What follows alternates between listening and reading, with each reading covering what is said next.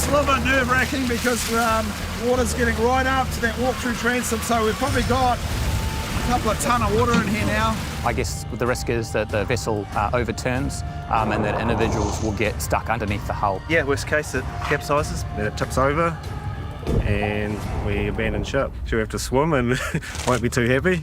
Be cooking, sleeping in the spare bedroom. I'm Rebecca Davidson. I'm wife of Jared Davidson that builds these Senator boats. I'm Jared Davidson. I'm Ollie. I make YouTube videos and run around on this little white boat here. I'm Matt Keys from Fishing Boats NZ.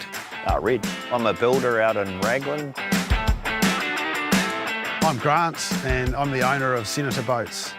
Been around boats all my life and I've got a real passion for the sea and I just love salt water. The first thing to look at in a new boat is really think about how you want to use it. If you're using it for recreational fishing or family, offshore, inshore, think about what you really can't do without.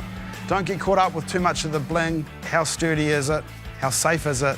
Is it going to get you and your family home safe? Here we are, we're on the North Shore in Auckland. We're about to try and sink one of our boats. My name's Liam. I'm a Coast Guard skipper with Coast Guard North Shore.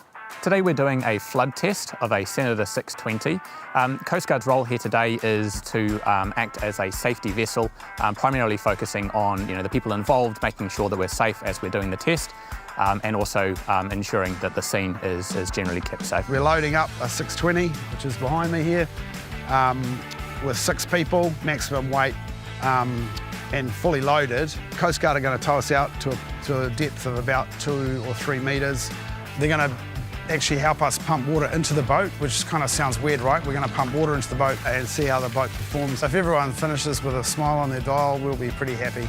A chamber boat has buoyancy around the ring of the hull. A plate boat doesn't. Our gunnels actually seal all the way around the top, and that buoyancy is really important. It's like having helium balloons lifting the boat up.